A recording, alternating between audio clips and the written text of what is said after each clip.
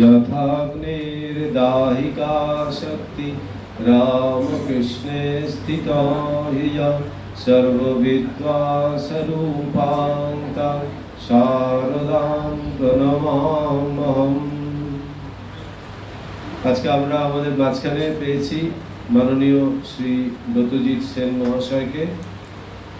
ওনার আমাদের এখানে পাঠচক্রের পদার্পণ দ্বিতীয়বারের জন্য, তার জন্য আমরা ওনার কাছে খুবই কৃতজ্ঞ এবং আগামী দিনে যাতে এই রামকথা আরও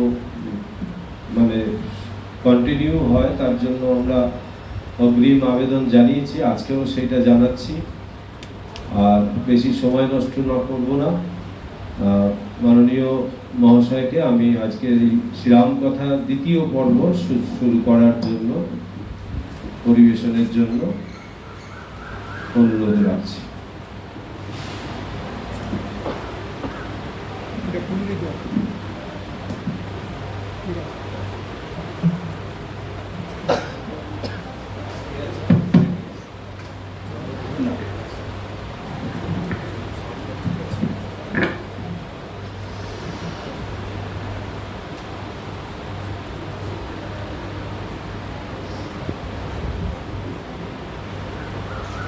ओम गणेशाय नमः। रामाय रामभद्राय रामचंद्राय वेधसे रघुनाथाय नाथाय प्रीताय पतये नमः। रामं रामानुजं सीतां भरतं भरतानुजं सुग्रीवं वायुसूनुं च प्रणमामि पुनः पुनः।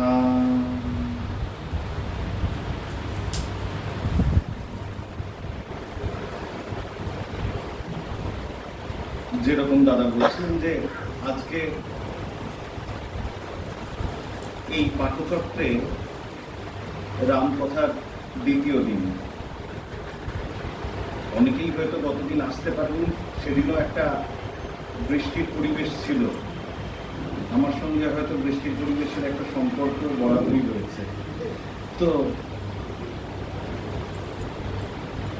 আমি যদি গতদিনের আলোচনা যৎকিঞ্চিৎ স্মরণে আনার জন্য করে নিই, তাহলে দেখব যে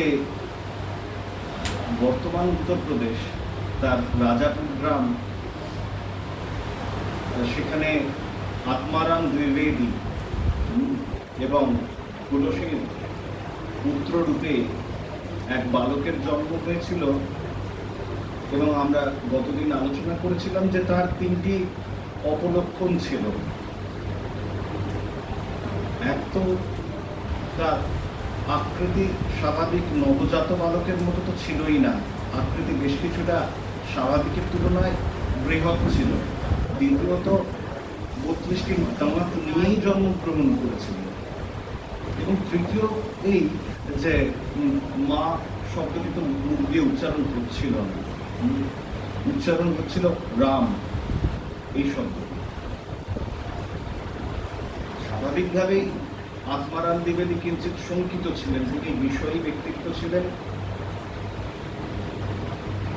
তিনি গ্রামের 5 জনের পরামর্শে এই সিদ্ধান্ত গ্রহণ করেন যে 3 দিনের ভিতরে যদি এই গ্রামে কোনো অঘটন না ঘটে তাহলে বালকটিকে তার অস্তিত্ব রাখার জন্য কোনো প্রশ্নের সম্মুখীন হতে হবে না। কিন্তু যদি এই গ্রামে 3 দিনের ভিতরে কোনো দুর্ঘটনা ঘটে তাহলে বালকটিকে তার জন্য দায়ী করা হবে এবং বালকটিকে হত্যা করা হবে। একটা গ্রাম, যেমন আগের দিন বলছিলাম, তাতে 200-250 মানুষের বসবাস, সেখানে 3 দিনে একটা দুর্ঘটনা ঘটতেই পারে। তো সেক্ষেত্রে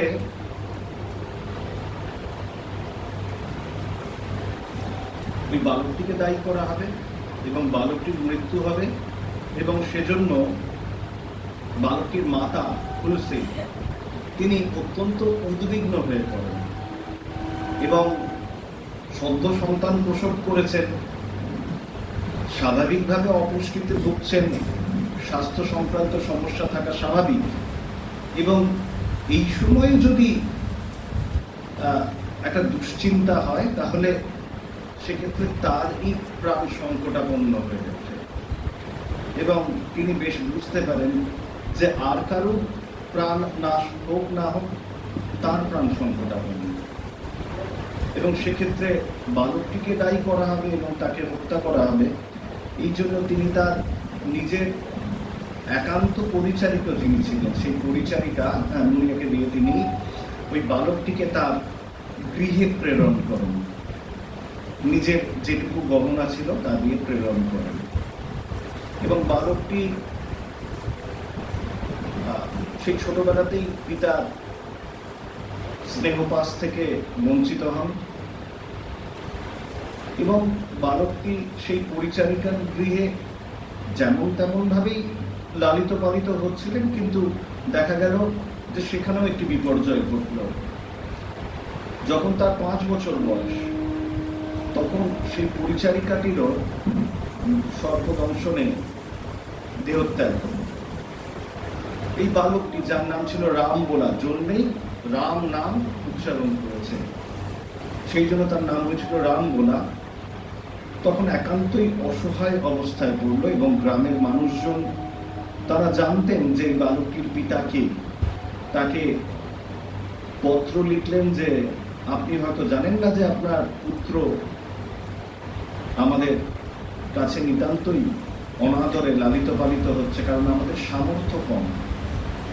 সেই হেতু এই বালকটিকে যদি আপনি নিজের গৃহে নিয়ে গিয়ে লালিত পালিত করেন, তাহলে বালকটির উপকার হয়। কিন্তু আত্মারাম দ্বিবেদীর কাছ থেকে প্রত্যুত্তর এই এলো যে যে বালক জন্মেই তার মাতার মৃত্যুর কারণ হয় এবং 5 বছর বয়সে যেটা পালয়িত্রী মাতার মৃত্যুর কারণ হয়, তাকে আমি নিজের সংসারে নিয়ে এসে নতুন করে কোনো বিপর্যয়ের সম্মুখীন হতে চাই না। অর্থাৎ বালকটিকে তিনি প্রত্যাখ্যান করলেন তার জীবন থেকে, তার সংসার থেকে। এবং যে বালক নিজে তার সংসার থেকে প্রত্যাখ্যাত হয়, নিজের সংসার থেকে, স্বাভাবিকভাবে আর কারোরই সাহস নেই সেই বালকটিকে নিজের সংসারে স্থান দেওয়া। সবাই তাকে অমঙ্গলজনক, অকল্যাণকর বলে প্রতিপন্ন করলো এবং কেউই নিজের গৃহে আর ঠাঁইও দিতে চাইল না। কোনোদিন অনাহারে, কোনোদিন অর্ধাহারে তার জীবন অতিবাহিত হচ্ছিল। এমন সময় আমরা গতদিন আলোচনা করেছি যে সেই গ্রামে নরহরিয়ানন্দজি বলে এক সন্ন্যাসী, রামতা সাধুর আবির্ভাব ঘটে এবং সেই রামতা সাধু এই বালকটিকে কিছুকালের জন্য লালন পালন করেন, সেই গ্রামেই বসবাস করেন এবং এক রাত্রে স্বপ্নে তিনি তার ইষ্টদেব রামচন্দ্রের আদেশ লাভ করেন যে এই বালকটিকে রাম মন্ত্রে দীক্ষা দিতে হবে এবং তাকে রাম শাস্ত্রে শিক্ষিত করে তুলতে হবে। আমি একবারও রামায়ণ কথাটাই উচ্চারণ করিনি, আমি কি বলেছি?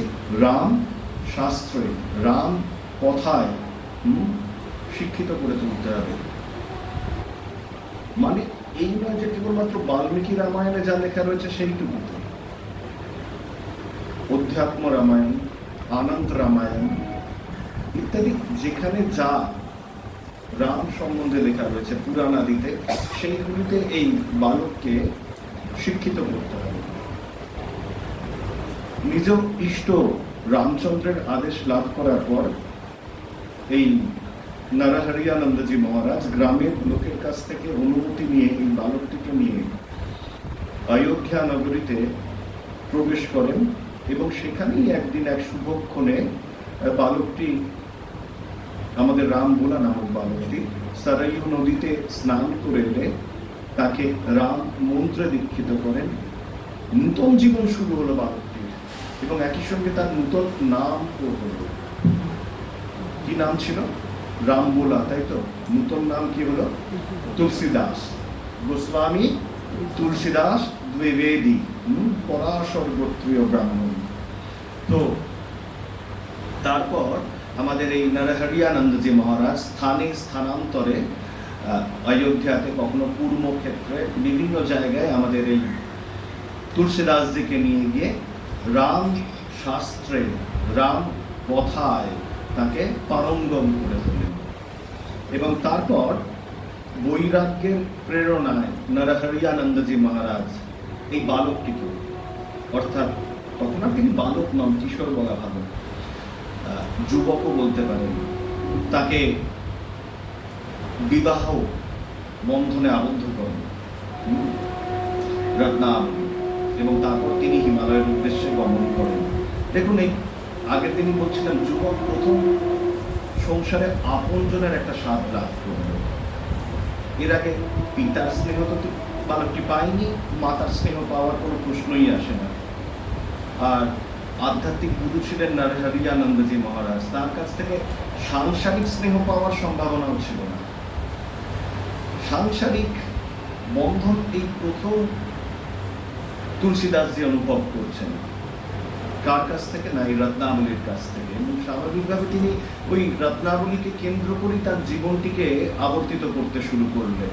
তখন রত্নাবলী যেন তার ধ্যান, জ্ঞান, চিন্তামণি। এবং এক রাত্রের জন্য, এক দিনের জন্য তিনি রত্নাবলীকে কোথাও কাছছাড়া করতেন না। তাকে অবলম্বন করেই তিনি তার জীবন যাত্রা নির্বাহ করতেন। এক দিনের ঘটনা, আগের দিন বলেছিলাম যে বহু দূরে গিয়েছেন নদী পার করে আমাদের তুলসীদাসজি। বিকেলবেলা প্রাকৃতিক বিপর্যয়, আজ যেমন সকাল থেকে আমরা প্রাকৃতিক বিপর্যয়ের মধ্যে রয়েছি, এবং বিকেল হতে না হতে নদী আর স্থলভাগ একাকার হয়ে গিয়েছে। গৃহস্বামী তাকে বাড়ি ফিরতে বারণ করেছেন বিপর্যয়ের মধ্যে, কিন্তু তিনি তো বাড়ি ফিরবেনই, কারণ গৃহে একা স্ত্রী পড়ে রয়েছেন। এবং ওই প্রবল বিপর্যয়ের মধ্যে তিনি বেরিয়েছেন। নদী কোনক্রমে সাঁতরাতে সাঁতরাতে বলা ভুল, হাতরাতে হাতরাতে তিনি পার করেছেন। এবং তারপর কর্দমাক্ত শরীরে হোঁচট খেতে খেতে তিনি বাড়িতে পৌঁছেছেন। সেখানে গিয়ে তিনি তার স্ত্রীকে দেখতে পাননি। প্রতিবেশীদের কাছে খুঁজেছেন, তোমরা কি কেউ রত্নাবলীকে দেখেছো? খুঁজতে খুঁজতে খুঁজতে খুঁজতে এক সময় সন্ধান পাওয়া গেছে। তার ভাই এসেছিল এবং তাকে গৃহে নিয়ে গিয়েছে, কারণ পিতা সংকটাপন্ন, শারীরিক অবস্থা তার সংকটাপন্ন। এই শুনে তিনি আশ্বস্ত হলেন বটে, কিন্তু যেরকম বলেছিলাম তিনি স্ত্রী অন্তঃপ্রাণ ছিলেন। এক কথায় পরিহাসের ছলে তাকে কেউ কেউ স্ত্রৈণও বলতে পারে। আমরা ভাষাটা না হয় নাই ব্যবহার করলাম। এবং তিনি ভাবলেন স্বার্থপরের মতোই যে তাকে ছাড়া তো চলবে না, যে করে হোক স্ত্রীকে ফিরিয়ে আনতেই হবে। তিনি সেই রাত্রেই আবারও বিপর্যয়ের মধ্যে শ্বশুরবাড়ির উদ্দেশ্যে যাত্রা করলেন। এবং যখন শ্বশ্রুগৃহে পৌঁছলেন তখন মাঝরাত অতিক্রম করেছে। সর্ব অঙ্গ তার কর্দমাক্ত। তিনি দরজায় ধাক্কা দিলেন। শ্যালক এবং অন্যান্য যারা আত্মীয় কুটুম্ব রয়েছেন তারা দরজা খুলে তাকে তো চিনতেই পারেননি। তারা যখন চিনতে পারলেন ভাবলেন যে ভালো কথা, জামাতা শ্বশুরের সংবাদ নেওয়ার জন্য, তার পরিচর্যার জন্য হয়তো এসেছে। কিন্তু জামাতা বলছে, না না, আমার কাছে তো কেউ নেই, ওনার কাছে কেউ না কেউ রয়েছে, আমি রত্নাবলীকে ছাড়া থাকতে পারবো না, আমি তাকে নিয়ে যেতে এসেছি। স্বাভাবিক, স্বামীর কাছ থেকে এইরূপ কথাবার্তা শুনে সর্বসম্মুখে রত্নাবলী লজ্জায় মাথা নত হয়ে গেল। এবং তিনি এক সময় প্রকাশ্যে এসে সবাইকার সামনেই তার স্বামীকে, তুলসীদাস দ্বিবেদীকে বলছেন, কি বলছেন, যে আমি মিথ্যাই ভেবেছি যে তুমি আমাকে ভালোবাসো। প্রকৃতপক্ষে তুমি আমার যে এই হাড় মাসের দেহটি, তার প্রতি মোহে আবদ্ধ হয়ে রয়েছ, তার টানে আবদ্ধ হয়ে রয়েছ, সেটির প্রতি আকর্ষণ বোধ করো।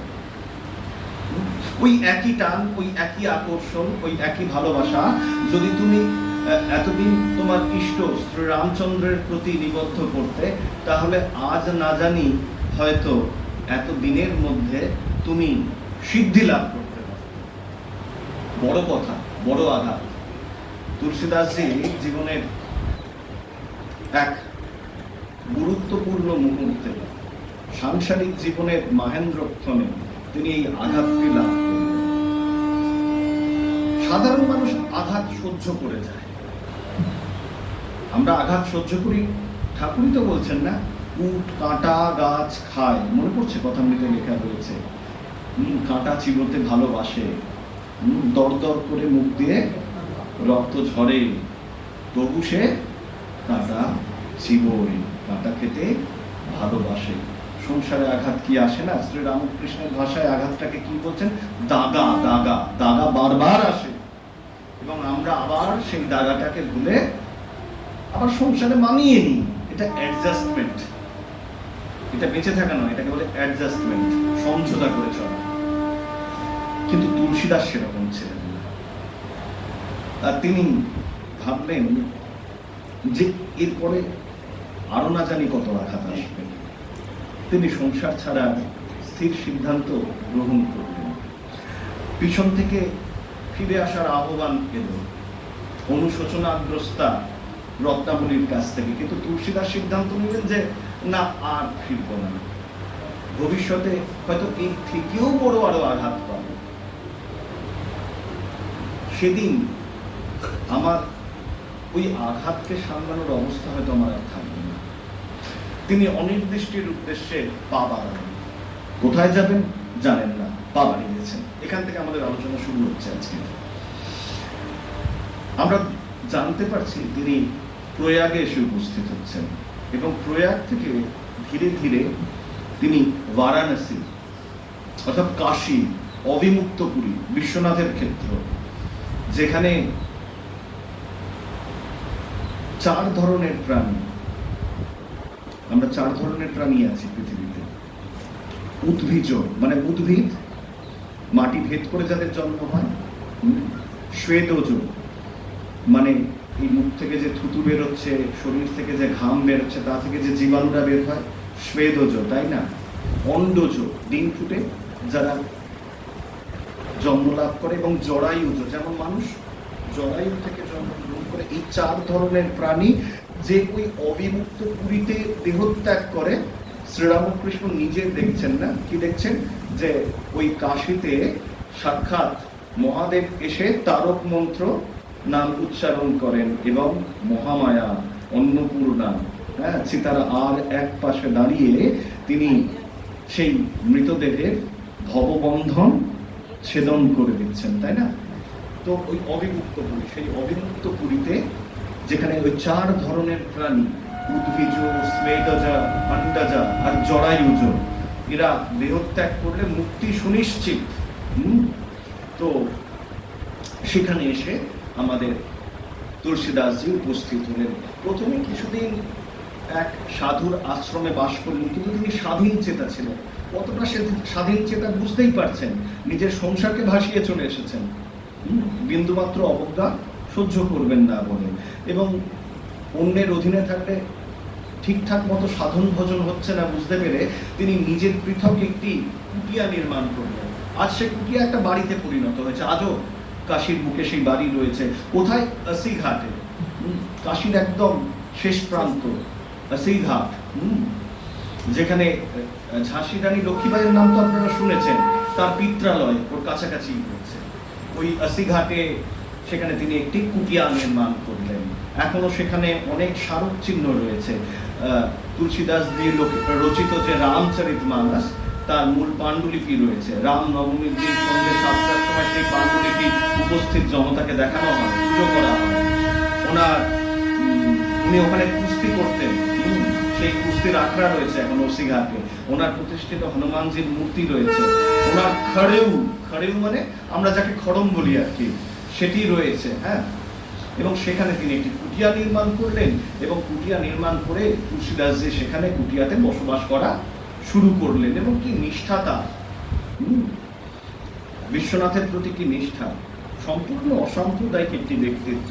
আজ আমরা বলি আমরা ঈশ্বরের সব আকারকে মানি, তখনকার দিনে ভাবাটা অত্যন্ত কঠিন ছিল। যে রামকে মানত সে কালীকে মানত না, যে কালীকে মানত সে গণেশকে মানত না, অনেক কিছু ব্যাপার ছিল। কিন্তু সম্পূর্ণ অসাম্প্রদায়িক এক ব্যক্তিত্ব ছিলেন তুলসীদাসজি। রামকেও মানছেন, শিবকেও মানছেন। শিবের ইষ্ট, শিবের গুরু কে? রাম। তাকে মানবেন না কেন?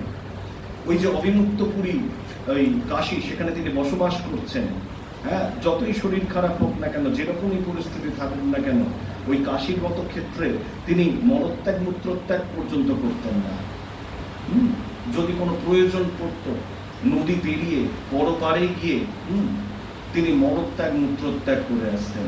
কাশীকে তিনি অপবিত্র করবেন না। কি নিষ্ঠা মানুষটির! এইরকম তার কঠিন কঠোর জীবন ছিল। সেখানে তিনি বসবাস করা শুরু করলেন এবং সকালবেলা হতেই তিনি এই অসিঘাটের নিজস্ব যে আশ্রমটি ছিল, আজকে গেলেও দেখবেন একদম ঘাটের কাছাকাছি রয়েছে, সেখান থেকে ঘাটের দিকে আসতেন এবং একটি পাত্র নিয়ে আসতেন, জলপাত্র। প্রাতঃকৃত্যাদি সমাপন করে তিনি গঙ্গায় অবগাহন করতেন, গঙ্গায় স্নান করে ওই পাত্রে কিঞ্চিৎ জল নিয়ে আসতেন। আসার পথে একটি অশ্বত্থ বৃক্ষ পাওয়া যেত, দেখতে পেতেন। অশ্বত্থ বৃক্ষ আমাদের হিন্দু ধর্মে অত্যন্ত পবিত্র একটি বৃক্ষ।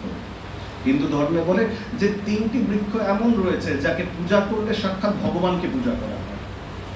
এক তো হচ্ছে অশ্বত্থ বৃক্ষ, দ্বিতীয় হচ্ছে তুলসী এবং তৃতীয় হচ্ছে আমলকি। আমরা বটের সন্ধান পাচ্ছি না, আমি বটকে অপবিত্র বলিনি, কিন্তু শাস্ত্রে যা লেখা রয়েছে সেটুকুই আমি বললাম। অশ্বত্থ, আমলকি এবং তুলসী। আপনারা জানেন রামকৃষ্ণদেব পঞ্চবটিতে ওই যে নগ্ন হয়ে সাধন করতেন আমলকি বৃক্ষের নিচে। আমলকি বড় শীতলতা প্রদান করে। হ্যাঁ, সাধনা করতে করতে অনেকেরই মাথা গরম হয়ে যায়, সেটা যেন না হয়, শীতলতা প্রদান করে আমলকি। আর অশ্বত্থ হচ্ছে ভগবানের প্রিয়তম বৃক্ষ। গীতার 10ম অধ্যায় খেয়াল করে দেখুন, যখন তিনি বিভূতির কথা বলছেন যে সমস্ত বৃক্ষের মধ্যে আমি অশ্বত্থ।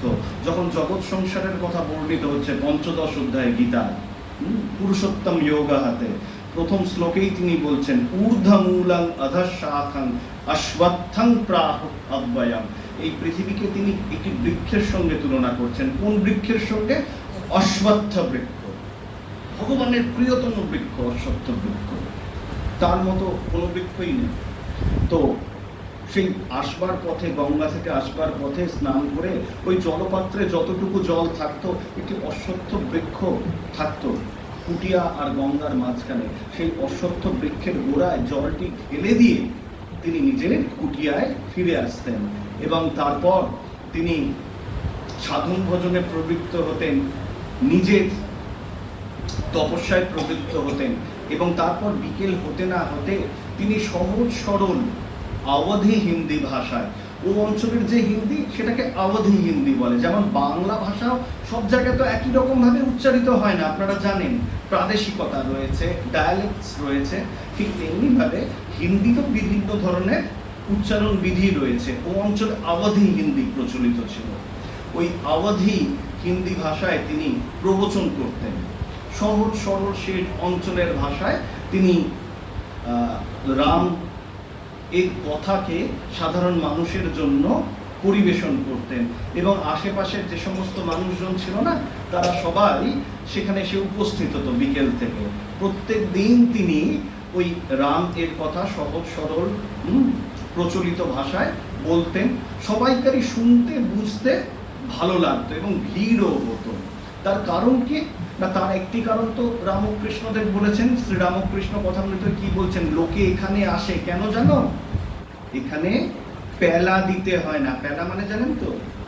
অর্থ দিতে হয় না। ঠিক আছে, তুলসীদাসজির কোনো চাহিদা ছিল না। আর বড় বড় আশ্রমে গেলে সব দক্ষিণার বন্দোবস্ত, দক্ষিণা দিন, তারপরে সবকিছু উদ্ধার হবে। আর দ্বিতীয় বিষয় এই যে কঠিন সংস্কৃত ভাষায় কিছু বোঝানো হচ্ছে না, সবই আঞ্চলিক ভাষাতে, প্রাদেশিক ভাষাতে সহজ সরলভাবে বুঝিয়ে বলা হচ্ছে। পাণ্ডিত্যের সেখানে প্রকাশ নেই, সেখানে দিব্যতার প্রকাশ রয়েছে। তো এইভাবেই তার দিন কেটেছে। তো একদিন হয়েছে কি, সকালবেলা তিনি স্নান করতে গিয়েছেন এবং স্নান করে ফেরার পথে প্রতিদিনকার নিয়ম মতো তিনি সেই পাত্রটিতে জল নিয়ে, গঙ্গা জল নিয়ে তিনি ওই অশ্বত্থ বৃক্ষের গোড়ায় জলটিকে অর্পণ করেছেন এবং ঠিক সেই মুহূর্তেই তিনি দেখছেন তার সামনে এক বৃহদাকার অস্তিত্ব এসে উপস্থিত হয়েছে। অস্তিত্বটি এতই বৃহদাকার যে তাকে মানুষ বলা যায় না। নিশ্চয়ই অশরীরী কেউ, যিনি বহু কষ্ট করে একটি স্থূল দেহ ধারণ করেছেন, যার সূক্ষ্মদেহেই বাস করা স্বাভাবিক। তো তুলসীদাসজি কিন্তু ভয় পেলেন না, যে সংসার ছেড়েছে তার আর ভয় কিসের। তিনি ভয় পেলেন না, খালি জিজ্ঞাসা করতেন যে আপনি কে। তখন সেই ব্যক্তিত্ব তিনি বলছেন, আমি এক ব্রহ্মদৈত্য, আমি এক ব্রহ্মদৈত্য। আমি আমার মনুষ্য জীবনে ব্রাহ্মণ জাতিতে জন্মগ্রহণ করেও কুকীর্তি সম্পাদন করেছি, সেই জন্য মুক্তি লাভ করিনি এবং মৃত্যুর পর কাশীতে এসে বসবাস করছি। মৃত্যুর পর কাশীতে এসে বসবাস করছি। আবারও বলছি, কাশীতে মৃত্যু হলে তো মুক্তি লাভ হতোই হতো।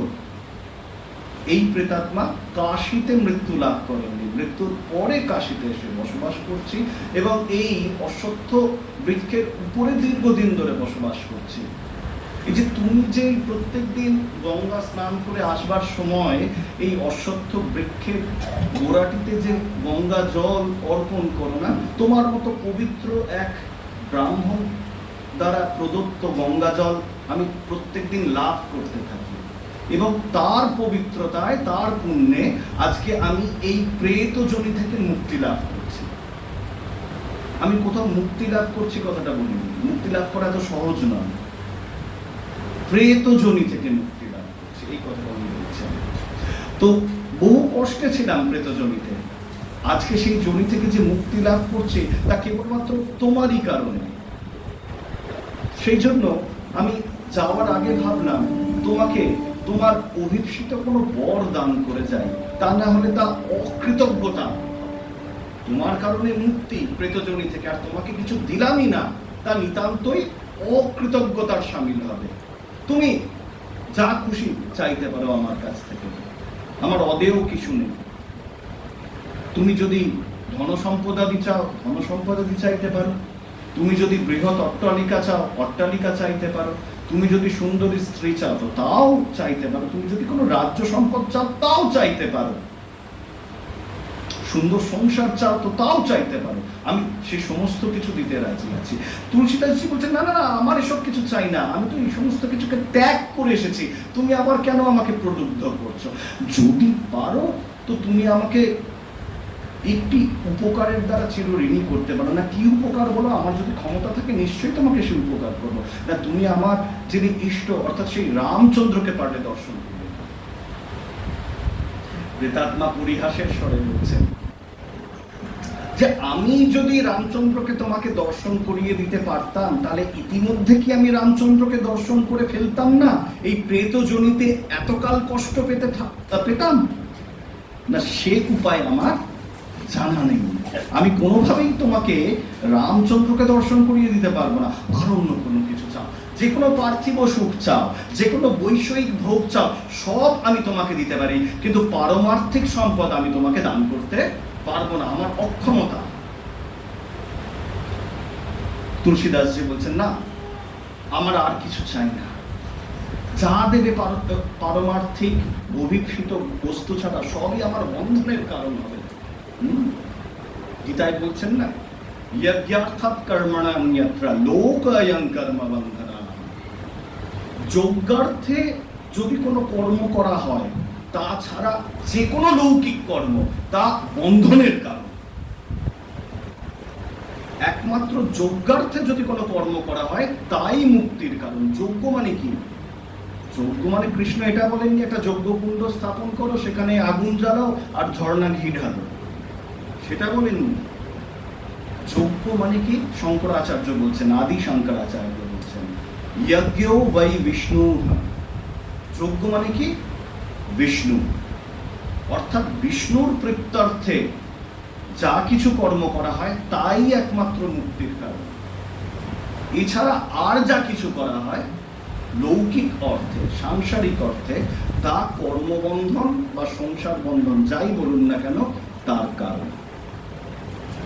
তা তুলসীদাসজি বলছেন, আমি পার্থিব কোনো বিষয়ে প্রার্থনা করে নিজের বন্ধনের কারণ হতে চাই না। আপনি ইষ্টকে দর্শন করিয়ে দিতে পারেননি, আপনি মুক্তি লাভ করুন প্রেতজনি থেকে, আমার কিছু চাই না। বলছেন না, তা হয় না। আমি তোমাকে রামচন্দ্রের সঙ্গে দর্শন করিয়ে দিতে পারছি না বটে। কে বলছেন? সেই ব্রহ্মদৈত্য বলছেন, আমি তোমাকে রামচন্দ্রের সঙ্গে দর্শন করিয়ে দিতে পারছি না বটে, কিন্তু যার মাধ্যমে রামচন্দ্রকে দর্শন করা যায় তার সন্ধান আমি দিতে পারি। এবং আপনি তাকে দেখেছেন, আমি দেখেছি। কে তিনি? কিভাবে দেখলাম? না, আপনি যখন অপরাহ্ন বেলায় প্রত্যহ রামের কথা প্রবচন করতে বসেন, পাঠ করতে বসেন, সহজ সরল ভাষায় স্থানীয় অধিবাসীদের বুঝিয়ে দিতে বসেন, তখন সেই ব্যক্তিত্ব এসে উপস্থিত হন। না, তিনি কে? আমি তাকে দেখেছি। হ্যাঁ, দেখেছেন, প্রত্যেক দিন তিনি আসেন। তিনি সাক্ষাৎ রামদূত হনুমানজি। রামদূত হনুমানজি। কখন আসেন তিনি? কি রূপে আসেন তিনি? কই, আমি তো তাকে দেখিনি। না, তিনি তো ছদ্মবেশে আসেন না।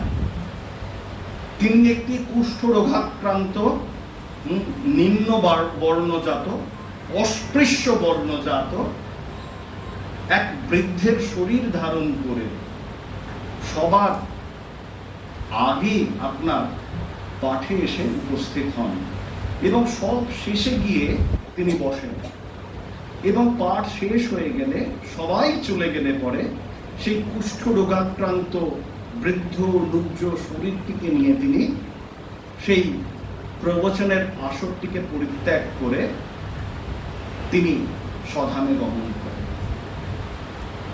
কুষ্ঠ শরীর নিয়ে, যাতে কেউ তাকে চিনতে না পারে, যাতে কেউ তার কাছাকাছি না আসে, যাতে সকলে তাকে ঘৃণা করে, তার থেকে একটু দূরে থাকে।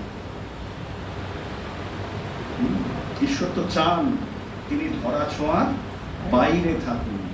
ধরা ছোঁয়ার মধ্যে এলে কি হবে? শ্রীরামকৃষ্ণ কি বলছেন? বুড়ি ছুঁয়ে ফেলা হলো না, বুড়ি ছুঁয়ে ফেলা হলো। তিনি চান খেলা চলতে থাকুক, খেলা চলতে থাকুক। তো সেই প্রেতাত্মা বলছেন, সেই বৃদ্ধ লুব্জ কুষ্ঠ রোগাক্রান্ত ব্যক্তিটিকে ধরুন, পারলে সেই হনুমানজি আপনাকে ইষ্ট দর্শন করিয়ে দিতে পারবেন। তো এই কথা শুনে তুলসীদাসজি বিভোর হয়ে যাচ্ছেন এবং তিনি গৃহে ফিরে আসছেন। সেদিন ওই জপ, ধ্যান, তপস্যা, তিতিক্ষাও অত মন দিয়ে করতে পারছেন না, কারণ তিনি অপেক্ষা করছেন। ওই যে প্রেতাত্মা বলে দিয়ে গিয়েছেন, সেই যে বৃদ্ধ লুব্জ কুষ্ঠ রোগাক্রান্ত এক ব্যক্তি আসবেন, তাকে দেখার জন্য তিনি অপেক্ষা করছেন। এবং তিনি সত্যিই দেখছেন, অন্যদিন খেয়াল করেননি, সত্যি সেই এক ব্যক্তিত্ব তার পাঠের আসরে প্রথমেই এসে উপস্থিত হচ্ছেন, এবং তারপর ধীরে ধীরে সকলে আসছে। তিনি সব শেষে বসছেন, তাকে এড়িয়ে সবাই বসছে, সারা গা দিয়ে গলিত কুষ্ঠ নিষ্ক্রান্ত হচ্ছে। ছোঁয়াচে লোক তখনকার দিনে মানা হতো, পূর্বজন্মের অভিশাপ, কত কি মানা হতো। এবং যাই পাঠ শেষ হয়ে যাচ্ছে, সবাই যখন নিষ্ক্রান্ত হচ্ছে, ধীরে ধীরে তিনিও গাত্রোত্থান করে স্বধামের দিকে গমন করছেন। কিন্তু তুলসীদাস সেদিনকে কিন্তু পাঠ সমাপন করার পর নিজে গৃহের অভ্যন্তরে আর যাচ্ছেন না, ওই বৃদ্ধটিকে অনুসরণ করে রাস্তায় এসে নামছেন। বৃদ্ধ ধীরে ধীরে জনবহুল রাস্তা দিয়ে কোনো এক নিরালার দিকে এগোচ্ছেন। তুলসীদাসও তাকে অনুসরণ করে এগোচ্ছেন, এবং যখন তিনি এক নিভৃত স্থানে এসে উপস্থিত হচ্ছেন, তখন তুলসীদাসজি আর নিজের আবেগ ধরে রাখতে না পেরে সেই বৃদ্ধের পাদপদ্ম যুগলকে তিনি জড়িয়ে ধরছেন, এবং জড়িয়ে ধরে বলছেন যে আপনি কৃপা করুন, আমাকে কৃপা করুন। আর সেই বৃদ্ধ তিনি শিহরিত হয়ে বলছেন, একই করছেন আপনি, একই করছেন আপনি, হয়তো আপনার বয়স আমার থেকে কম, কিন্তু আপনি ব্রাহ্মণ বংশজাত, আপনি ব্রাহ্মণ বংশজাত পণ্ডিত ব্যক্তিত্ব, রাম কথা প্রবচন করেন, আর আমি এক অস্পৃশ্য জাতিতে জন্মজাত, এবং পূর্ব জন্মের পাপের ফলে কুষ্ঠ রোগাক্রান্ত শরীর নিয়ে আমি অবস্থান করছি। আমার পাদপদ্ম যুগলকে ধরে আমাকে কেন আরো পাপে ডুবিয়ে দিচ্ছেন? কিন্তু তুলসীদাসজি তো ছাড়বেন না, কারণ তিনি চাইছেন হনুমানজির স্বরূপ উদ্ঘাটন। ওই বৃদ্ধের শরীরে নয়, যথাযথ তার স্বরূপ তিনি দর্শন করতে চাইছেন। বৃদ্ধ সে অনুরোধ কোন রকমে মানবেন না।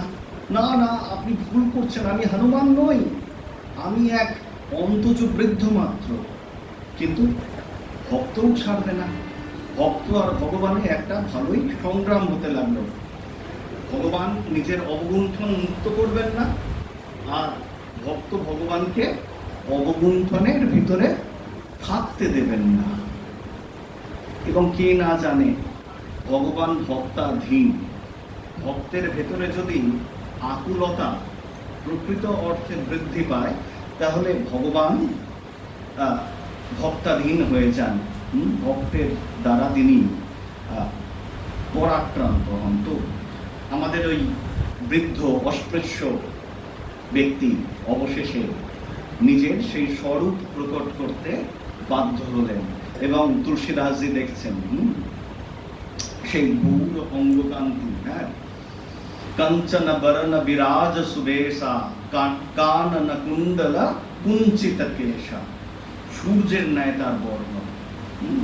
ঈশ্বরের যদি আশীর্বাদ হয়, পরবর্তী দিনে আমরা আলোচনা করব কেন সোনার মতো বর্ণ। আমরা কোনো বানরকে তো সোনার মতো বর্ণ দেখতে পাইনি না। কাঞ্চন বর্ণ বিরাজ সুবেশা, অর্থাৎ সুন্দর বেশধারী। এর ভেতরেও মানে আছে, এগুলো হচ্ছে সব রূপক, অ্যালিগরি। একটা বাইরের অর্থ আছে, একটা অন্তর্নিহিত অর্থ আছে। সুবেশা কেন? সুন্দর বেশধারী। কাঞ্চন বরণ বিরাজ সুবেশা, কানন কুণ্ডল কুঞ্চিত কেশা। অর্থাৎ আমি কেশা উচ্চারণ করিনি, আমি একটু বিকৃত উচ্চারণ করলাম। কেশা আওয়াধি হিন্দিতে উচ্চারণটা বিকৃতই, তাই আমি বিকৃত উচ্চারণ করলাম। কেশা পয়েকার দন্তেশ্বয় আকার। আপনারা জানেন কেশ বানান পয়েকার তালবস্য, আমি কিন্তু দন্তেশ্বর উচ্চারণ করলাম। কেশা কুঞ্চিত কেশা, অর্থাৎ কোঁকড়ানো চুল যা। कंचन बरन, कांचन नय, कंचन बरन विराज सुबेसा, कानन कुंडल कुंचित केशा, हाथ वज्र औ ध्वजा विराज। हाथे কি রয়েছে? বজ্র। হাত বজ্র ও ধ্বজা বিরাজ, ধ্বজা রয়েছে আরেকখানে। তো এই রূপ একটি সর্বাঙ্গ সুন্দর রূপ তিনি দর্শন করলেন, এবং সেই রূপ দর্শন করে তিনি মুগ্ধ হয়ে গেলেন। বলো কি আশীর্বাদ চাও বলো। কে বলছেন? হনুমানজি। পৃথিবীর যেখানে যেখানে রাম কথা অনুষ্ঠিত হয়, যেখানে যেখানে রাম কথা অনুষ্ঠিত হয়, আপনি নিশ্চিত থাকুন হনুমানজি আসেনই আসেন। এটা তাঁর দেওয়া গ্যারেন্টি। মানে আমি বলতে চাইছি তিনি এখানেও এসেছেন, আমি হয়তো তাকে দেখতে পাচ্ছি না, কোনো না কোনো রূপে, কোনো না কোনো অবস্থায় তিনি এখানে এসে উপস্থিত হয়েছেন। কারণ তিনি রাম কথা শুনবেন। রাম নাম শুনিবে কো আতুর। রাম কথা শুনবার জন্য তিনি অধীর আগ্রহান্বিত। এই রূপ তাঁর সত্তা। ভগবান বলছেন না নারদকে, নাহং তিষ্ঠামি বৈকুণ্ঠে যোগিনাং হৃদয়ে নাচা মদভক্তা যত্র গায়ন্তি তত্র তিষ্ঠামি নারদ। হে নারদ, তুমি আমাকে বৈকুণ্ঠে খুঁজতে যেও না, সেখানে আমাকে দেখতে পাবে না। আমরা জানি বৈকুণ্ঠে তো হরি আছে না। নারদকে কি বলছেন? তুমি আমাকে বৈকুণ্ঠে খুঁজতে যেও না, সেখানে তুমি আমাকে দেখতে পাবে না। নাহং তিষ্ঠামি বৈকুণ্ঠে যোগিনাং হৃদয়ে নাচা। যোগীদের হৃদয়ে, যারা জন্ম জন্মান্তর ধরে উগ্র তীব্র তপস্যা করছে, তাদের হৃদয়েও তুমি আমাকে দেখতে পাবে না। নাহং তিষ্ঠামি বৈকুণ্ঠে যোগিনাং হৃদয়েন চ মদ্ভক্তা যত্র গায়ন্তি। আমার ভক্তগণ যেখানে আমার নাম গুণগান কীর্তন করছে, তত্র তিষ্ঠামি নারদ, আমি সেইখানে অবস্থান করি। হনুমানজি এখানেই রয়েছেন, আর কোথাও নেই। তো হনুমানজি বলছেন তুমি বর প্রার্থনা করো। তুমি প্রত্যহ আমাকে রাম কথা শুনিয়ে মুগ্ধ করেছ, রামচন্দ্রের প্রতি প্রেম প্রীতি উত্তরোত্তর বর্ধিত করেছ। তুমি বর প্রার্থনা করো, যা চাইবে তাই তুমি পাবে। তুলসীদাসজি বলছেন, আমি আর কি চাই, একটি কারণেই তো আমি ঘর ছেড়েছি, যে কারণে ঘর ছেড়েছি সেই অভূতপূর্ব সৌভাগ্য অর্জন করতে চাই, আমি রামচন্দ্রকে দর্শন করতে চাই, এছাড়া আর আমার কোনো অভিলাষা নেই। হনুমানজি বলছে, বিষয়টা এত সহজ নয়, তুমি যত সহজভাবে আমার কাছে প্রার্থনা করলে। জন্ম জন্মান্তরের স্বীকৃতি দরকার, জন্ম জন্মান্তরের অর্জিত স্বীকৃতির বশবর্তী হতে তুমি রামচন্দ্রকে দর্শন করতে পারবে। সেই স্বীকৃতি তোমার কোথায়? হয়তো তুমি আজকে ভাগ্যচক্রে বৈরাগ্যকে অবলম্বন করেছো, কিন্তু তার মানে এই নয় যে মুহূর্তে তুমি রামচন্দ্রকে দর্শন করবে। বহু সাধ্য সাধনার দরকার। তুলসীদাসজি বলছেন, আমাকে সেই সমস্ত সাধন ভজন প্রদান করুন, আমাকে নূতন মন্ত্র দান করুন, আমাকে নূতন প্রথা রীতি নীতি দান করুন। যত কষ্ট অবলম্বন করতে হয় সেই সমস্ত কষ্ট আমি সহ্য করব, কিন্তু রামচন্দ্রকে আমাকে দর্শন করতেই হবে। তা না হলে সংসার ত্যাগ করলাম কেন? এত কষ্ট সহ্য করলাম কেন? তখন হনুমানজি বলছেন, বেশ, কিন্তু দুরূহ পথ, বেশ, কিন্তু দুরূহ পথ, আমাকে এই পথ অবলম্বন করতেই হবে। হনুমানজি তাকে নূতন সাধন প্রণালী দান করছেন, হনুমানজি তাকে নূতন সাধন প্রণালী দান করছেন। অর্থাৎ আমরা দেখছি তুলসীদাসজির জীবনে আপাতত দুজন গুরুর সন্ধান পাচ্ছি, তাই না? একজন কে ছিলেন? নরহরি আনন্দজি, যিনি তাকে রাম মন্ত্রে দীক্ষিত করেছিলেন। এবং এখন আমরা কাকে পাচ্ছি? এখন আমরা হনুমানজিকে পাচ্ছি, যিনি নূতন সাধন ভজন তাকে দান করলেন। তো হনুমানজির কাছ থেকে পরামর্শ লাভ করে তুলসীদাসজি নিজ কুটিয়াতে প্রত্যাবর্তন করলেন এবং হনুমানজি কর্তৃক প্রদত্ত সেই সমস্ত সাধন ভজন অত্যন্ত কৃচ্ছতার সঙ্গে, অত্যন্ত নিয়ম নিষ্ঠা সঙ্গে তিনি পালন করতে লাগলেন। প্রত্যেক দিন যেমন তিনি বিকেলবেলা তার সঙ্গে প্রবচন করেন, সেরকম প্রবচন অর্থাৎ তিনি পাঠও করতে লাগলেন।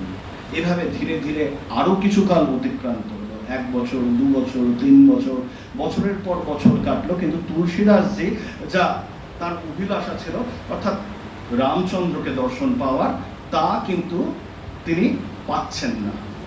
শেষে তুলসীদাসজি আবার একদিন অপরাহ্ন বেলায় পাঠের শেষে তিনি হনুমানজিকে, যিনি সেই আবার ওই কুষ্ঠরোগাক্রান্ত বৃদ্ধের দেহ অবলম্বন করে এসেছিলেন, তাকে অনুসরণ করে গেলেন এবং নির্জন স্থানে তাকে আবার গিয়ে ধরলেন।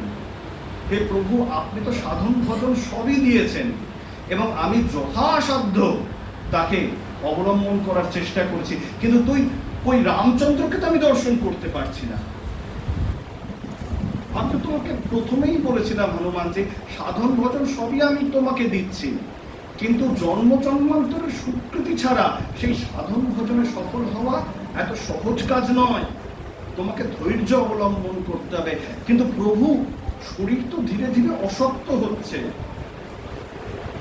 আমি তো বিচলিত হয়ে পড়ছি, আর কবে আমি ইষ্ট দর্শন করতে পারবো? যদি ইষ্ট দর্শন করতে নাই পারি, তাহলে এই জীবন রাখাও তো বৃথা। এই জীবনের মূল্য কি? হনুমানজি তখন বলছেন, বেশ, তুমি এত করেই যখন অনুরোধ করছো, আমি গুরু রূপে তোমাকে আশীর্বাদ করছি। এই আগামী পরশু দিন, অর্থাৎ 2 দিন বাদের কথা বলছেন, রাম নবমী, সেই দিন তুমি তোমার কুটিয়াটিতে অপেক্ষা করো, তোমার প্রভু তোমাকে এসে দর্শন দান করবেন। গুরুর আশীর্বাদে কি না হয়। এই জন্য এই যে আমরা তুলসীদাসজি রচিত যে হনুমান চালিসা রয়েছে না, তার প্রথমে রামের গুণগান বর্ণনা পাচ্ছি না, আমরা গুরুর গুণগান বর্ণনা পাচ্ছি। শ্রী গুরু চরণ সরোজ রজ নিজ মनु মুকুরু সুধারি বরনৌ রঘুबर বিমল যশু যোদায় কুফল চারি। শ্রী গুরুর যে চরণ ধুলি, শ্রী গুরু চরণ সরোজ রজ, শ্রী গুরু পাদপদ্মের যে চরণধূলি, নিজামানু মুকুরু সুধার, তার দ্বারা নিজ মনের যে মলিন দর্পণ রয়েছে তার মলটিকে কি করব, পরিষ্কার করে নিচ্ছি। শ্রী গুরু চরণ সরোজ রজা নিজামানু মুকুরু সুধারি বর্ণৌ রঘুবর বিমল যশু। তারপরে আমি বর্ণনা করছি রামচন্দ্র, অর্থাৎ প্রথমে গুরু, তারপরে রামচন্দ্র। গুরু সর্বাপেক্ষা অগ্রবর্তী। কবি লিখছেন, একটি পরিস্থিতির কথা চিন্তা করুন, গুরু এসে উপস্থিত, ইষ্ট এসে উপস্থিত, পাশাপাশি দুজনে রয়েছেন। কবির একটি কাল্পনিক চিত্র রচনা করছেন, গুরু এসে উপস্থিত, ইষ্ট এসে উপস্থিত। আমি কার পায়ে প্রথমে পড়ব?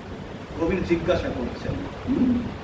গুরু গোবিন্দ দৌ খড়ে কাকে লাগু পায়। প্রশ্ন করছেন কবির নিজেকে। কবিরের নাম শুনেছেন তো আপনারা? একদম। গুরু গোবিন্দ দৌ খড়ে কাকে লাগু পায়, বলিহারি গুরু আপনে গোবিন্দ দেও बताए। কি বলছেন? গুরু গোবিন্দ দৌ খড়ে। গুরু, গুরু অর্থাৎ যিনি আমাকে অধ্যাত্ম জগতের পরামর্শ দান করেছেন। এবং গোবিন্দ, গোবিন্দ মানে কি? গো মানে হচ্ছে বেদ, এক অর্থে বেদ এর সার যিনি, গোবিন্দ। গুরু গোবিন্দ ঈশ্বর দুজনে পাশাপাশি এসে দাঁড়িয়েছেন। কাকে লাগু পায়, কাকে প্রণাম করব আমি? গুরু গোবিন্দ দৌ খড়ে কাকে লাগু পায়, বলিহারি গুরু আপনি। কিন্তু ধন্য গুরুদেব আপনি, বলিহারি গুরু আপনি গোবিন্দ দেও बताए। যিনি বলে দিয়েছেন বলেই আমি গোবিন্দকে লাভ করবার পথটিকে পেয়েছি।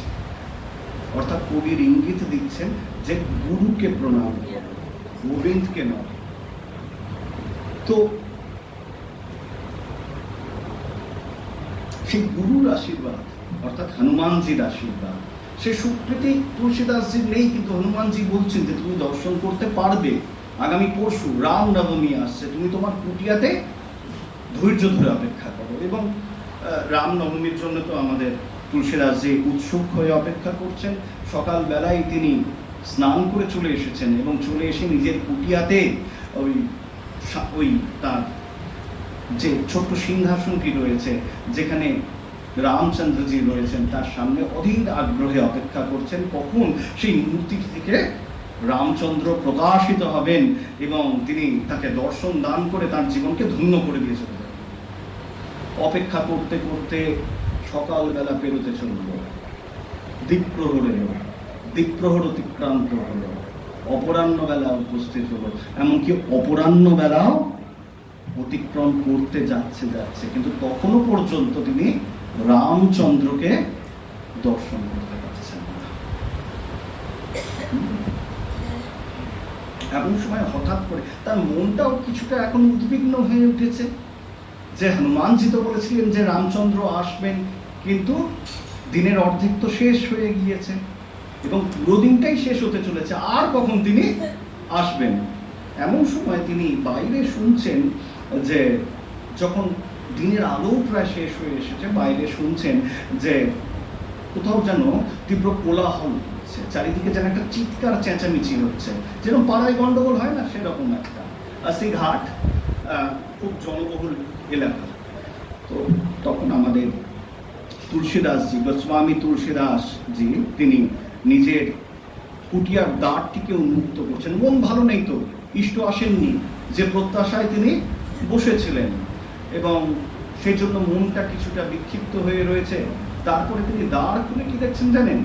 দেখছেন যে একটি বানরকে নিয়ে এক বেদে দম্পতি, বেদে জানেন তো কাকে বলে? হ্যাঁ, বেদে দম্পতি খেলা দেখাতে এসেছেন।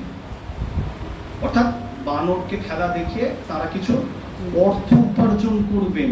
বানরটি খেলা দেখাচ্ছে, আর ওই বেদে দম্পতির মধ্যে যিনি স্বামী, তিনি বাদ্যযন্ত্র বাজাচ্ছেন, তার তালে তালে বানরটি নাচছে, আর স্ত্রীটিও সাহায্য করছেন তাকে। এবং পিছনে একজন গৌর বর্ণের যুবক ভিক্ষা পাত্র হাতে করে প্রত্যেকের কাছ থেকে, যারা ওই বানর খেলা দেখে সন্তুষ্ট হচ্ছে, প্রত্যেকের কাছ থেকে অর্থ সংগ্রহ করছে। একটা সময় আমাদের কলকাতার রাস্তায় তো দেখা যেত এই জিনিস, এখন আর দেখা যায় না, সেটা আলাদা কথা। তো সেরকম একটা প্রক্রিয়া চলছে, এবং এই ধরনের দৃশ্য দেখে স্বাভাবিক আমাদের তুলসীদাসজি অত্যন্ত বিরক্ত হচ্ছে যে তিনি ভেবে রেখেছিলেন এই দিনে তিনি রামচন্দ্রকে দর্শন করবেন, তার বদলে একটা কোলাহল, তার বদলে একটা অসংস্কৃত পরিবেশ যেখানে একটা ইতর খেলা দেখানো হচ্ছে। তিনি রেগে গিয়ে বলছেন, কাশীর মতো পবিত্র নগরীতে, অবিমুক্ত পুরীতে এ কি হঠকারিতা! কোথায় সবাই সাধন ভজনে মন দেবে, কোথায় সবাই বিশ্বনাথের পূজায় আগ্রহী হবে, তা নয় বানর খেলা নিয়ে লেগে পড়েছ। এই কি অসংস্কৃত চিন্তা! যাও যাও সব এখান থেকে, যাও, এ সাধন ভজনের জায়গা, এখানে কেউ বিরক্ত করো না। চারিদিকে ওই বানর খেলা দেখবার জন্য তখন প্রচুর ভিড় হয়েছে। তখনকার দিনে তো টিভি ছিল না, স্মার্টফোন ছিল না, ওটাই বিনোদন, ওটাই মনোরঞ্জন, সবাই জড়ো হয়ে গিয়েছিল। কিন্তু তুলসীদাসজি, তাকে লোকে তখন মানত, তার ওই খেলায় সকলে ছত্রখান হয়ে গেল। এবং তুলসীদাসজি যেন একটু শান্তি পেলেন যে আর কোলাহলটা নাই, আবার ভিতরে গিয়ে নিশ্চিন্তে বসে রামচন্দ্র নিশ্চয়ই আসবেন, গুরুদেব তো বলেছেন। কিন্তু ব্যর্থ মনোরথ হলেন তুলসীদাসজি, সারাদিন অপেক্ষা করলেন, ভোর হয়ে গেল, কিন্তু রামচন্দ্র আর গেলেন না। তুলসীদাসজি অত্যন্ত মনোকষ্ট লাভ করলেন, দুঃখ লাভ করলেন। তাহলে কি হনুমানজি তাকে প্রবঞ্চিত করলেন? হনুমানজি, যিনি তার গুরুদেব, তিনি তো আশ্বাস বাক্য উচ্চারণ করেছিলেন যে রামচন্দ্র তার সম্মুখে আবির্ভূত হবেন। কই আবির্ভূত হলেন? রামচন্দ্র তো আবির্ভূত হননি। হনুমান যে কেন তাকে মিথ্যা কথা বলতে গেলেন? শুধুই স্তব বাক্য, শুধুই সান্ত্বনা প্রদান। যদি তার রামচন্দ্রকে দর্শন করার মতো যোগ্যতা না থাকে, তা সরাসরি বলতে পারতেন। মিথ্যা স্তব বাক্য দিয়ে লাভ কি আছে?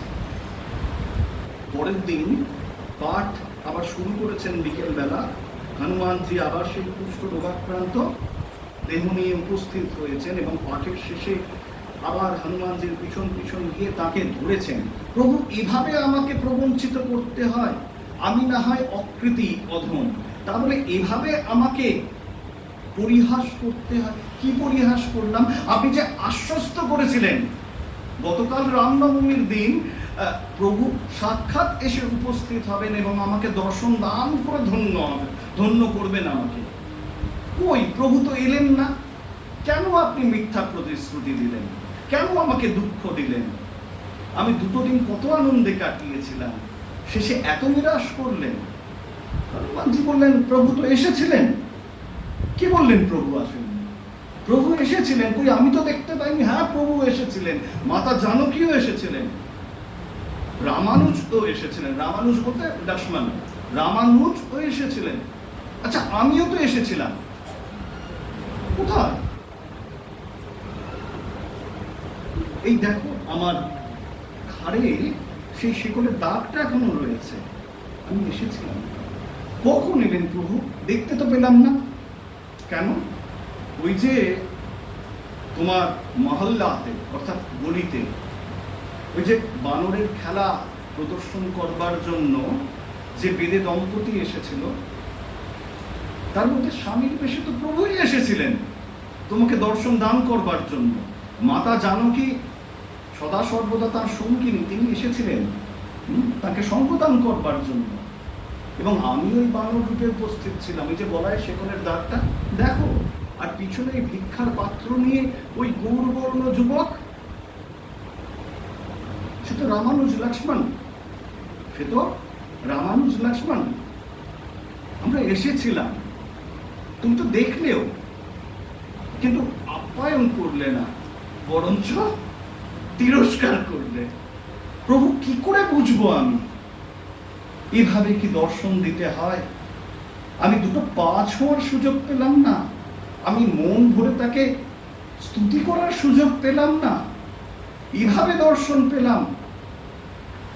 তো ফাঁকে পড়ে গেলাম প্রভু, আর কি দর্শন হবে না? স্বামীজি বলছেন চোখ বন্ধ করেই কি তাকে দেখা যায়, চোখ খুলে তাকে দেখা যায় না। আমি তুলসীদাসজির ক্ষেত্রেই বলছি, ভগবান কি কেবল চোখ বন্ধ করেই দেখা যায়? ধ্যান করতে গেলে আমরা চোখ বন্ধ করি, তখন কি খালি ভগবানকে দেখি? চোখ খুলে কি তাকে দেখা যায় না? দেখা যায়। কোথায় রয়েছেন? সর্বত্র রয়েছেন। তিনি সর্বত্র পরিব্যাপ্ত হয়ে রয়েছেন। ভগবান বলছেন সর্বতঃ পাণিপাদং তৎ সর্বতোক্ষি শিরোমুখম সর্বতঃ শ্রুতিমল্লোকে সর্বমাবৃত্য তিষ্ঠতি। ত্রয়োদশ অধ্যায় গীতারাম বলছেন ভগবান সর্বতঃ পাণিপাদং তৎ, আমি সর্বত্র হস্ত এবং পদ বিশিষ্ট। সর্বতঃ পাণিপাদং তৎ সর্বতোক্ষি শিরোমুখম, সর্বত্র আমি চক্ষু বিশিষ্ট, সর্বত্র আমি হস্ত বিশিষ্ট, সর্বত্র আমি পদ বিশিষ্ট, আমি সর্বত্র কর্ণ বিশিষ্ট, আমি সব কিছুকে পরিব্যাপ্ত করে অবস্থান করছি। ইচ্ছা করলে তাকে ওই বেদে দম্পতির মধ্যেও তো দেখা যায়। কোন রূপটা তার প্রকাশের বাইরে, এমন কোন স্থান নেই যেখানে তিনি নেই। আমরা খালি চারিদিকে খুঁজে খুঁজে মরছি। যদি ভাব ভালোবাসা থাকে না, তো প্রহ্লাদের মতো বলা যায় ওই স্তম্ভেও তিনি রয়েছেন, ওই স্তম্ভেও তিনি রয়েছেন। কিন্তু আমরা অজ্ঞ কি করব? আমাদের আত্মজ্ঞান লাভ হয়নি, তাই আমরা হ্যাঁ কে না বলি, সৎকে অসৎ বলি। मानो तो पत्थर भी भगवान है, ना मानो तो भगवान भी पत्थर है। तो আর কি দর্শন করতে পারবো না? তুলসীদাসের ব্যাকুলতা, ব্যাকুলতা ধীরে ধীরে বৃদ্ধি পাচ্ছে। শ্রীরামকৃষ্ণ তো বলছেন তিন টান এক হলে তবে ঈশ্বর দর্শন হয়। সেই তিন টান এক হওয়ার যেন উপক্রম হচ্ছে। হনুমানজি বুঝতে পারছেন, বলছেন হ্যাঁ দর্শন করতে পারবে, এক কাজ করো, তুমি চিত্রকূটে যাও। চিত্রকূট আপনারা জানেন প্রভু রামচন্দ্রের স্মৃতিধন্য স্থান। চিত্রকূটে যাও, সেখানে গ্রহণ উপলক্ষে বিরাট আয়োজন হয়েছে, বহু সাধু সন্ত এসে উপস্থিত হচ্ছেন গ্রহণের স্নানের জন্য। আমি বলছি সেখানে তুমি প্রভুকে দর্শন করতে পারবে, আমার আশীর্বাদ রয়েছে তোমাকে, সেখানে তুমি প্রভুকে দর্শন করতে পারবে। তুলসীদাসজি বলছেন আবার কি ছদ্মবেশ, চিনতে পারবো তো? হনুমানজি বলছেন আমি তোমাকে সাহায্য করব, যদি তিনি রূপ সংগোপন করেও আসেন, তাহলেও আমি তোমাকে সাহায্য করব। তুলসীদাসজি এবার প্রবল উৎসাহে বেরিয়ে পড়লেন চিত্রকূটের উদ্দেশ্যে, এবং চিত্রকূটে গিয়ে উপস্থিত হলেন সাধু সন্তদের ভিড়। সবাই একত্রিত হয়েছে, গ্রহণ হবে, হ্যাঁ গ্রহণ হবে, গ্রহণের স্নান হবে। একটি প্রস্রবণীর ধারে আমাদের তুলসীদাসজি কোনক্রমে একটা স্থান করে নিয়েছেন, এবং প্রত্যেক দিন সকালবেলা তিনি যদি কিছু পুণ্য অর্জন করা যায় সেই জন্য সেই প্রস্রবণীর ধারে তিনি ওই একটা চন্দন কাঠ নিয়ে, পাথর নিয়ে বসে পড়েছেন। চন্দন ঘষবেন তিনি, এবং স্নান করে যে সমস্ত সাধু সন্তরা অবগাহন করে উঠে আসবেন তাদের কপালে তিনি কি করবেন? তিলক, তিনি তিলক দান করবেন। তিলক অত্যন্ত গুরুত্বপূর্ণ, বিশেষ করে চন্দন। অনেকে ভাবে এর পেছনে বিজ্ঞানসম্মত কারণ তো কিছু নেই। আমাদের সনাতন ধর্মের সবকিছুরই একটা যুক্তি রয়েছে, একটা কারণ রয়েছে, কোনোটাই কারণ ছাড়া হয় না। তিলক, চন্দন বড় ঠান্ডা জিনিস, জানেন তো? আমরা কি বলছিলাম না, তার ছায়া বড় ঠান্ডা হয়, তার হাওয়া বড় ঠান্ডা হয়। জপ ধ্যান তপস্যা তিতিক্ষায় শরীর গরম হয়ে যায়, তাকে শীতল করে। ঠিক তেমনি চন্দন এই যে কপালে লেপে দেয় না, আমাদের ব্রেন, আমাদের মস্তিষ্ক, আমাদের মগজ তা শীতল করে। তাতে ওই বোধটাকে ধারণ করার ক্ষমতা, বিবেক বুদ্ধিটাকে ধারণ করার ক্ষমতা দীর্ঘস্থায়ী হয়। তো তুলসীদাসজি প্রত্যেক দিন সকালবেলা ওই চন্দন ঘষেন আর প্রত্যেকের কপালে তিনি চন্দনের তিলক লাগিয়ে দেন এবং অপেক্ষা করতে থাকেন না জানি কবে কোন দিন কোন মুহূর্তে তিনি রাম দর্শন করবেন। এইরূপেই একদিন সকালবেলা আমাদের তুলসীদাসজি চন্দন ঘষে পাথরে সবাইকে সাধু সন্তদেরকে চন্দনের তিলক প্রদান করছেন এবং সাধু সন্তরা প্রত্যেকে তিলক ধারণ করে যে যার কুটিয়ার দিকে যে যার যেখানে আশ্রয় নিয়েছেন তারা সেই উদ্দেশ্যে গমন করছেন। এমন সময় তুলসীদাসজির নজর পড়ল বহু দূরে, যেখানে কিছুটা অরণ্য বিস্তৃত হয়ে রয়েছে, যেটা যে জায়গাটা কিছুটা জনবহুল নয়, কিছুটা নির্জন, এইরূপ স্থানে দুই বালক, কিশোরও বলতে পারেন, দুই বালক বা কিশোর তীর ধনুক হাত নিয়ে, মনে হয় তারাও খুব একটা উচ্চ বর্ণজাত নয়, তীর ধনুক হাতে নিয়ে না পাখি শিকার করতে বেরিয়েছে।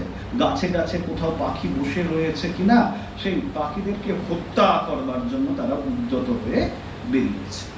তুলসীদাসজি এই দৃশ্য দর্শন করেই তার মন থেকে যেন একটা ঘৃণা জাগ্রত হল। কি নৃশংস বৃত্তি, বিহঙ্গ, সে আকাশে স্বাধীনভাবে ঘুরে চলেছে। আর এই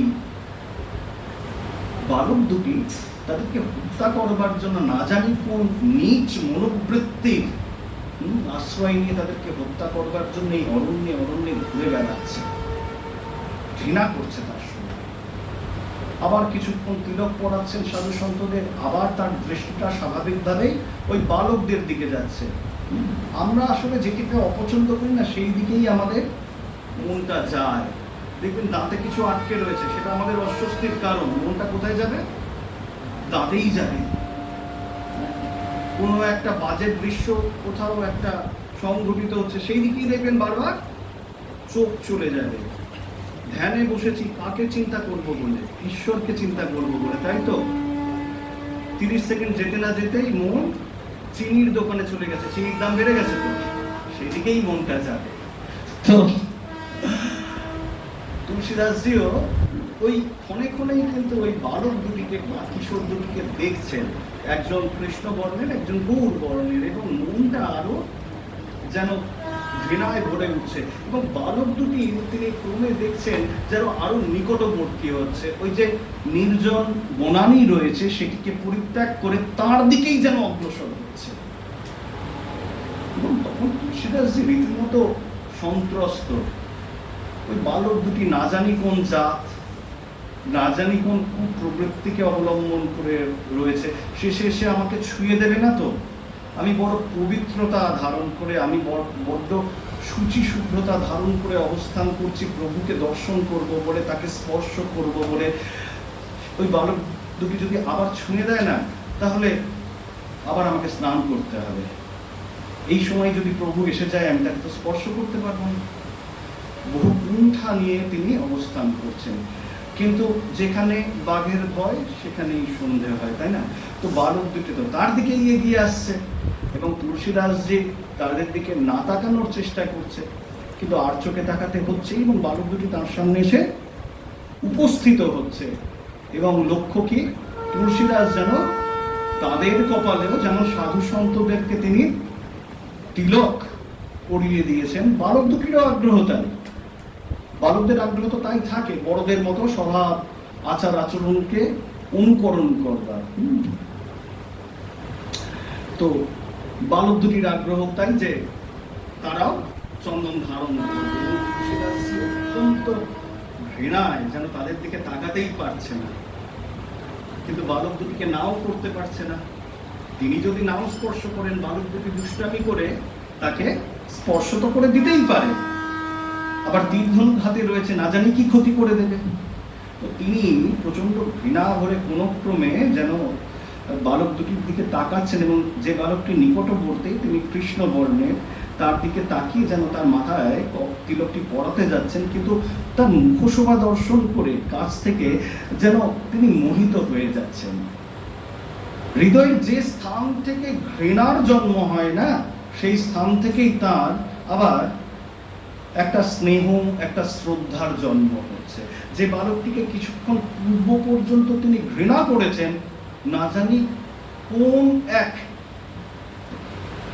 অদ্ভুত দৈব পরিবেশে সেই বালকটির প্রতি একটা ভালোবাসা, একটা শ্রদ্ধা জাগ্রত হচ্ছে, এবং তিনি না চাইতেও যেন তার হাত সেই বালকটির দিকে অগ্রসর হচ্ছে। এবং তখনই একটা টিয়া পাখি কোথা থেকে উড়ে এসে আমাদের তুলসীদাস যে গানে বলে দিয়ে যাচ্ছে, ঘবরাও মত, ঘবরাও মত, সোচো মত, রাম স্বয়ং। কি বলছেন?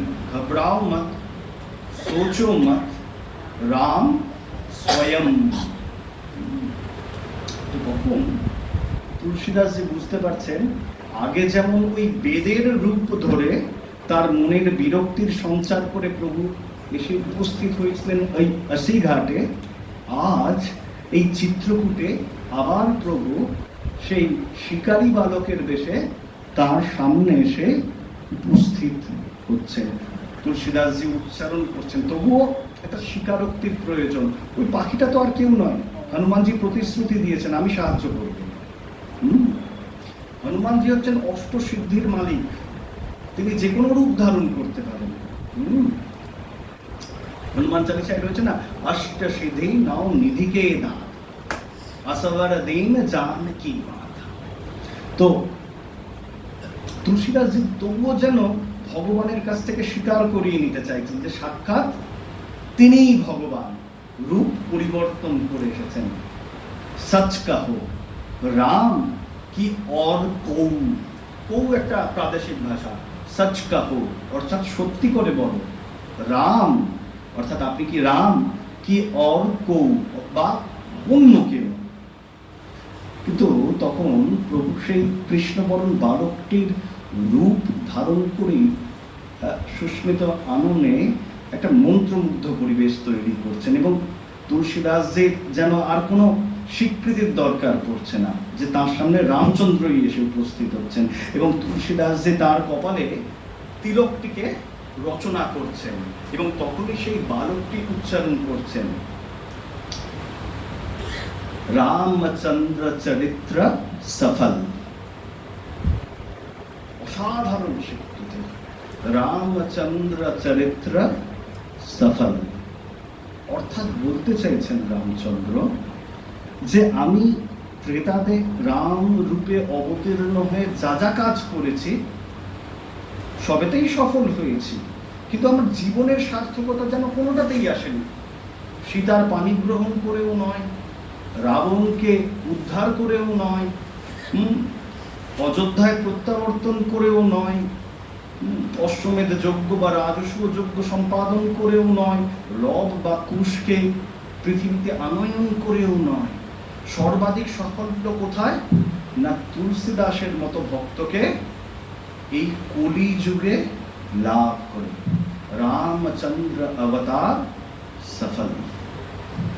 এবং তখন এই কথা শ্রবণ করে তুলসীদাসের তো জীবনের শ্রেষ্ঠতম স্বীকৃতি যে তার ইষ্ট বলছেন তার চরিত্রের, তার অবতরণের সফলতা তাকে কৃপা প্রদান করে তিনি মূর্ছিত হয়ে পড়ছেন। ভবিষ্যতে তিনি লিখছেন, তুলসীদাসজি কি লিখছেন, চিত্রকূট কে ঘাট পর হই সন্তনों की भीड़। অসাধারণ উক্তি, দেখুন পরিস্থিতিটা কি সুন্দর কবিতার ভাষায় বলছেন। কবিতা লেখা যায় যাতে চিত্রকল্প বাস্তব হয়ে ওঠে। चित्रकूट के घाट पर हुई संतनों की भीड़, तुलसीदास चंदन घिसे तिलक देत रघुबीर। চিত্রকূট কে ঘাট পর মানে চিত্রকূটের ঘাটে, হচ্ছে প্রস্রবণীর ধারে, ভৈ সন্তনों के भीड़ সাধু সন্তদের ভিড়। সন্তান বলতে সাধু সন্ত। হ্যাঁ, চিত্রকূটের ঘাটে সাধু সন্তদের ভিড় একাকার হয়েছে। তুলসীদাস চন্দন ঘিসে, তুলসীদাস কি করছেন? চন্দন ঘষছেন। হিন্দিটা চেনা চেনা লাগছে না? একটু দুরু হলেও মোটামুটি বোঝা যাচ্ছে। তুলসীদাস চন্দন ঘৃষে তিলক দেত রঘুবীর, এবং তিলক পরিয়ে দিচ্ছেন কাকে? রঘুবীরকে তিলক পরিয়ে দিচ্ছেন। ওটুকু দর্শন। কিন্তু আমাদের তুলসীদাসের জীবন সার্থক। তিনি রামচন্দ্রের সর্বোচ্চ স্বীকৃতি লাভ করেছেন। যখন হুঁশ হচ্ছে তিনি যেন শ্রবণ করছেন, রামচন্দ্র বলছেন যে তার উপর একটি কর্তব্য ন্যস্ত করা হচ্ছে। কি কর্তব্য? না, রাম কথা লিখতে হবে। আকাশবাণী হচ্ছে, রাম আর প্রকট নয়, তখন অব্যক্ত অবস্থায় রাম, অপ্রকট অবস্থায় রাম বলছেন যে কি না, রাম কথা লিখতে হবে। রামায়ণ বলেননি কিন্তু, রাম কথা, রামের চরিত্র গাথা লিখতে হবে, যাতে এই কলিযুগের সাধারণ সংস্কৃত না জানা দুরূহ ভাষা, দেবনাগরী ভাষা, তো দেবনাগরী হরফে লেখা ভাষা, সেই না জানা সাধারণ মানুষ নিজেদের ভাষায় রামকে নিজের মানুষ করে পেতে পারে, নিজের আপনজন করে পেতে পারে, এবং ভক্তির মাধ্যমে মুক্তি স্বাদ লাভ করতে পারে। তুলসীদাস আদেশ লাভ করেছেন, এবং যে কারণে তিনি এই যেটিকে কেন্দ্র করে মূলত আমরা রামকথার আলোচনা করবার ইচ্ছা আছে, রামচরিত মানসকে তিনি রচনা করতে যাচ্ছেন। কিন্তু এখনো অনেক পথ অতিক্রম করা বাকি, কারণ ভগবান তো ভক্তকে আদেশ করে দিয়েছেন রাম কথা লিখতে হবে, কিন্তু ভক্তের মনের ভেতরে সংশয় রয়েছে। কেন সংশয় রয়েছে? না, তার কি সেই যোগ্যতা রয়েছে? ভগবান আদেশ করে দিয়েছেন এই কথাটি, তার কি সেই যোগ্যতা রয়েছে? তার শরীর ধীরে ধীরে অশক্ত হয়ে পড়েছে, বার্ধক্য দেখা দিচ্ছে। তিনি আদৌ এই রাম কথার সূচনা করে তাকে শেষ করতে পারবেন তো? এই ঈশ্বরের আশীর্বাদ ছাড়া সম্ভব নয়। সেই অনুগ্রহ ভগবান তাকে করবেন তো? মনের ভেতরে এক বিরাট বিরাট পরিমাণে সংশয়। সংশয়ের সমান শত্রু নেই, সংশয়ের সমান শত্রু নেই। ডাক্তার ওষুধ ঠিক দেয়, কিন্তু ওষুধে যদি আমাদের বিশ্বাস না থাকে, হাজার ঠিক ওষুধ দিই, রোগ কিন্তু সারবে না। গীতায় বলছেন না, অজ্ঞশ্চ অশ্রদ্ধ ধানশ্চ সংশয়াত্মা বিনশ্যতি। যার মনে সংশয় রয়েছে সে বিনষ্ট হয়। তুলসীদাসের মনে সংশয় রয়েছেন। প্রভু তো বলেছেন, কিন্তু আমি তো নিজের শরীরটা বুঝছি, খুব একটা শক্ত সমর্থ আমি আর নই। আমি কি এই রাম কথা রচনা করতে পারবো? না না, হয়তো পারবো না। তিনি দ্বিধা দ্বন্দ্ব নিয়ে তিনি বারাণসীতে ফিরে যাচ্ছেন। তারপর কি হচ্ছে? আজকের মতো সময় নেই। বারাণসী মহাকালের জায়গা, তাই না? বিশ্বনাথ মানেই মহাকাল, আর কাল অতিক্রম হচ্ছে, তাই তো? তাকে অতিক্রম করবো এই ক্ষমতা আমাদের নেই। ঈশ্বরের ইচ্ছা হলে আমরা পরে আবার সেই আলোচনায় আসব। পাঠের ত্রুটি বিচ্যুতি প্রচুর রয়েছে, সে আমি নিজেও জানি, আপনারাও জানেন। সেই ত্রুটি বিচ্যুতি সকল ক্ষমা করুন। হ্যাঁ, এই প্রার্থনা করে আজকের পাঠের এখানে অনেক ধন্যবাদ।